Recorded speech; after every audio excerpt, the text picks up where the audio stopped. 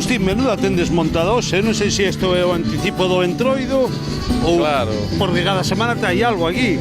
Estamos co anticipo do Entroido, mañán temos a festa de infantil en Talo Río e hoxe xa para ir animando a xente pois ponemos en funcionamento este circuito para as nenas e para os nenos en bicicleta e o novo rocódromo este que está tendo ademais moito éxito. A verdade Os rapaces que encantados. o rocódromo está aí, xente subindo, todos digamos os nenos e as nenas que aquí veñen, que son bastantes, deseando que se inaugurara xa.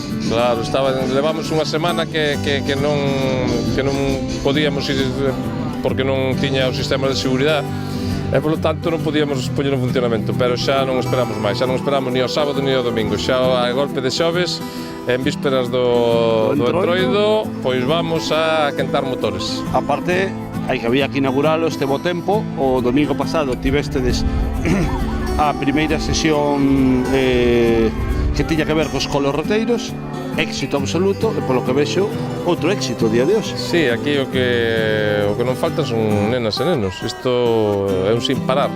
É un sin parar.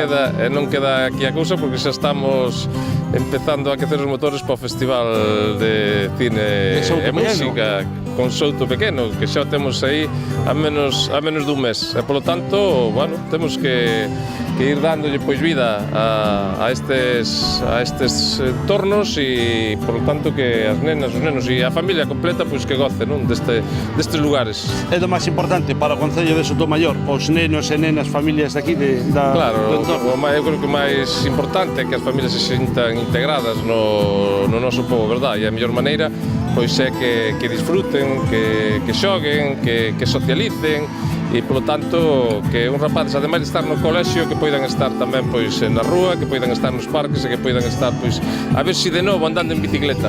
A verdade é que foi todo un acerto ter este sitio seguro para que os rapaces e rapazas podan coller os monopatins, as bicicletas, os patinetes, un acerto. Sí, eu creo que, bueno, a ver se despois respetan as normas de seguridade que hai aí. Esperemos que sí, porque é xente responsable, son nenos responsables e, polo tanto, eu creo que non vai haber ningún tipo de problema.